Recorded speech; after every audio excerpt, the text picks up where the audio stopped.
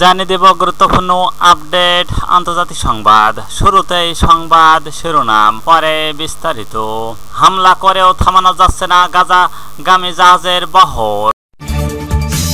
এরপর জানিয়ে দেব গাজায় চেষ্টা করেও বাঁচানো যায়নি ইসরায়েলের সেনাকে। আরও জানিয়ে দেব গ্রেপ্তারের ভয়ে যুক্তরাষ্ট্রে যেতে সোজা পথ এড়িয়ে গেলেন নেতানিয়াহু। আরও যা থাকছে, এবার নেতানিয়াহুকে নিষেধাজ্ঞা দিল স্লোভেনিয়া।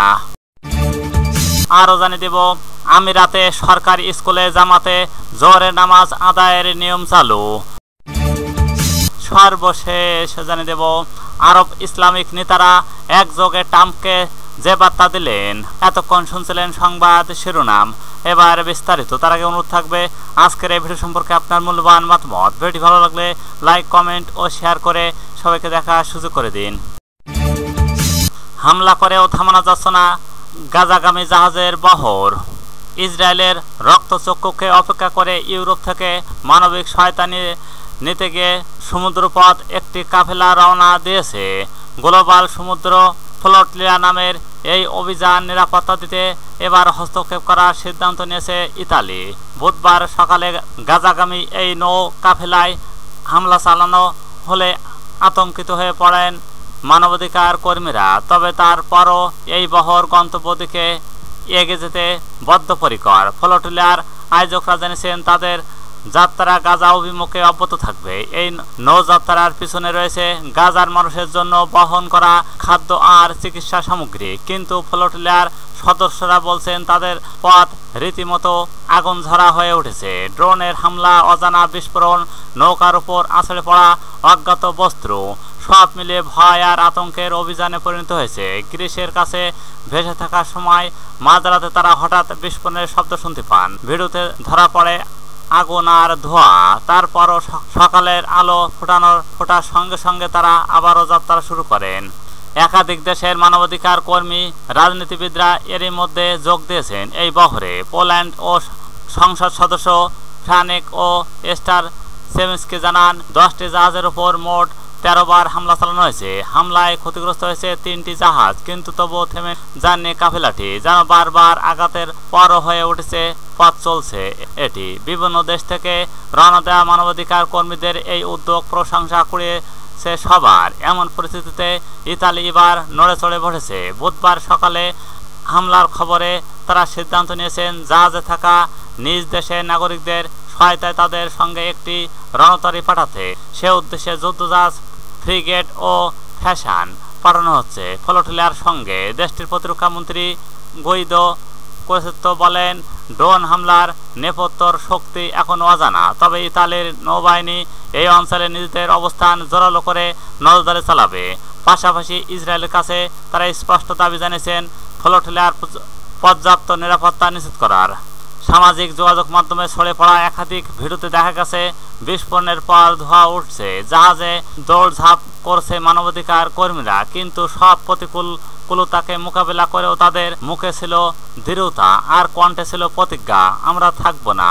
মানুষের জন্য মানুষের এই মানবিক সহায়তা যাত্রাটির কিভাবে শেষ হবে, এটি কি তার গন্তব্য ঠিকভাবে পৌঁছাতে পারে কিনা সেটি এখনো অজানা। কিন্তু সমুদ্রের বুক চিরে যে মানবিক সহায়তা বহর এগিয়ে চলেছে তা এবার যেন প্রতিরোধের প্রতীক হয়ে উঠেছে।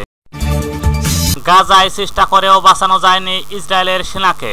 গাজার লড়াইয়ে হামাসের হাতে ইসরায়েলের স্টাফ সার্জেন্ট চালাসেও সিমন ডেমাল্লাস নিহত হয়েছেন। তিনি নাল ব্রিগেডের 932তম ব্যাটালিয়নের দায়িত্ব ছিলেন এবং উত্তর গাজার শেখ রাদওয়ান অঞ্চলের একটি নিরাপত্তা আউটপোস্টে পাহারা দিচ্ছিলেন। মেডিকেল টিম তাকে বাঁচানোর চেষ্টা করলেও ঘটনাস্থলে তাকে মৃত ঘোষণা করা হয়। ইসরায়েল সেনাবাহিনীর হামাস স্প্রাইককে ধরার জন্য আকাশ বাহিনী সহ অভিযান চালালেও সফল হননি। ডেমালাসের মৃত্যু নিয়ে 7 অক্টোবর পর থেকে নিহত আইডিএফ সেনার সংখ্যা বেড়েছে 912 জনে। প্রতিরক্ষা মন্ত্রী ইসরায়েল কাটস টুইটারে তার পরিবারকে সমবেদনা জানিয়ে বলেন, ইসরায়েল তারা সাহসিকতাকে সম্মান জানাচ্ছে এবং আমরা আমাদের সব সৈন্যদের সঙ্গে শত্রুদের পরাজিত করতে লড়াই চালিয়ে যাব। গত সপ্তাহে আর 5 জন আইডিএফ সেনা গাজায় নিহত হয়েছেন। সূত্র জেরুজালেম পোস্ট। গ্রেপ্তারের ভয়ে যুক্তরাষ্ট্রে যেতে সোজা পথ এড়িয়ে গেলেন নেতানিয়াহু। ফিলিস্তিনের গাজায় গণহত্যা বন্ধে আন্তর্জাতিক সম্প্রদায়গুলো নানা পদক্ষেপ নিচ্ছে। এরই মধ্যে সবচেয়ে আলোচনায় এসেছে 2024 সালের নভেম্বরে আন্তর্জাতিক অপরাধ আদালত ICC কর্তৃক বেঞ্জামিন নেতানিয়াহুর বিরুদ্ধে গ্রেপ্তারি পরোয়ানা জারি। যদিও এই পরোয়ানা বাস্তবায়নে কোনো দেশ কার্যকর পদক্ষেপ নেননি, তবু নেতানিয়াহু ভয়ে দিন পার করছেন। জাতিসংঘের সাধারণ অধিবেশনে যোগ দিতে যুক্তরাষ্ট্রে যাওয়ার পথে নেতানিয়াহু বহনকারী বিমানের গতিবিধি পর্যবেক্ষণ এর প্রমাণ মিলল। ফ্লাইট ট্র্যাকার থেকে দেখা গেছে বিমানটি ফ্রান্স ও স্পেনের আকাশসীমা এড়িয়ে গ্রিস ইতালির উপর দিয়ে উড়ে গেছে, আর এতে বিমানটিতে দীর্ঘ পথ পাড়ি দিতে হয়। ছিল ভ্রমণ ঝুঁকিও, কিন্তু সেই কঠিন পথেই জাতিসংঘ সাধারণ পরিষদে যোগ দিতে নেতানিয়াহু নিউ ইয়র্কে পৌঁছান। ফিলিস্তিনি ইস্যুর দ্বিরাষ্ট্রভিত্তিক সমাধানের অন্যতম উদ্যোক্ত ফ্রান্স। দেশটির তদবিরি অধিবেশন উপলক্ষে একের পর এক ফিলিস্তিনকে স্বীকৃতি। এছাড়া গাজায় গণহত্যা বন্ধ না হলে কঠোর পদক্ষেপের হুমকিও দিয়ে আসছে। অপরদিকে ফ্রান্স ICCর সদস্য, তাই আইন অনুযায়ী এই পরোয়ানা কার্যকর করতে তারা বাধ্য। যদিও তা না করলেও তেমন কোনো জবাবদিহির আওতায় আসবে না ফ্রান্স। ICCর পরোয়ানা জারির পরও ফ্রান্স তার আকাশপথ ব্যবহার নেতানিয়াহুর বেশ কয়েকবার অনুমতি দিয়েছিল, কিন্তু এবারই প্রথম নেতানিয়াহুর বিমান পূর্ব পরিকল্পনা মাফিক ফ্রান্সের আকাশপথ এড়ে গেল। এর কোনো ব্যাখ্যা দেননি তার দপ্তর। জেরুজালেম পোস্ট জানান, গাজায় হামলার কারণে রাজনৈতিক উত্তেজনা তৈরি হয়েছে, সেই কারণেই উড়োজাহাজের পথ পরিবর্তন করা হয়েছে। আরেকটি কারণ হলো ICCর সদস্যগুলো আইন পদক্ষেপের মুখে থাকা ব্যক্তিদের তাদের আকাশসীমা ব্যবহার করতে না দিতে পারে, তাই মাঝপথে ঝুঁকি নিতে চাননি নেতানিয়াহু। এবার নেতানিয়াহুকে নিষেধাজ্ঞা দিল স্লোভেনিয়া।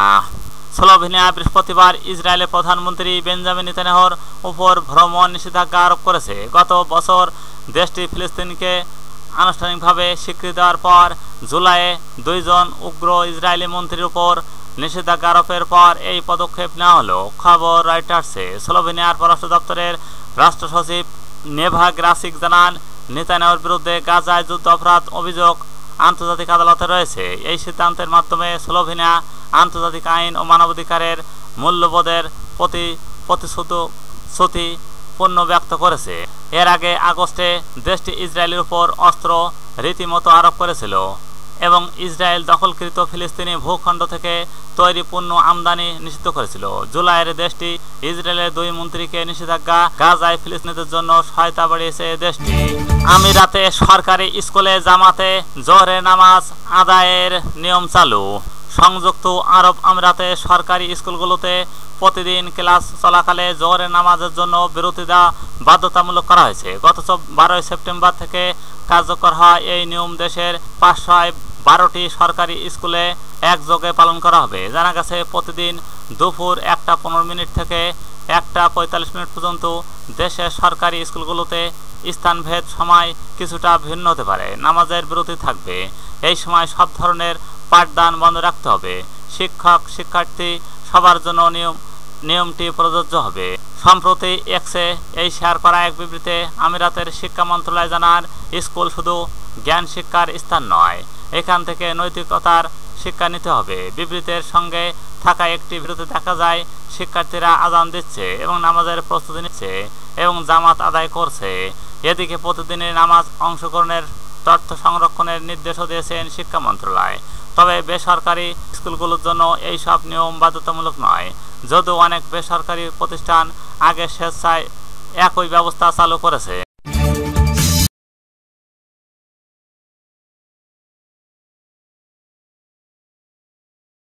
আরব ইসলামিক নেতারা একযোগে ট্রাম্পকে যে বার্তা দিলেন। জাতিসংঘের সদস্য দপ্তরে বুধবার যুক্তরাষ্ট্রের প্রেসিডেন্ট ডোনাল্ড ট্রাম্পের সঙ্গে বৈঠক বসেন আরব ও ইসলামিক বিশ্বের শীর্ষ নেতারা। বৈঠকে তারা গাজায় চলমান যুদ্ধ দ্রুত বন্ধ করা, ইসরায়েলি বন্দীদের মুক্তি ও পর্যাপ্ত মানবিক সহায়তা পৌঁছানোর উপর গুরুত্ব আরোপ করেন। নেতারা বলেন এটাই একটি ন্যায্য ও স্থায়ী শান্তির পথে প্রথম ধাপ।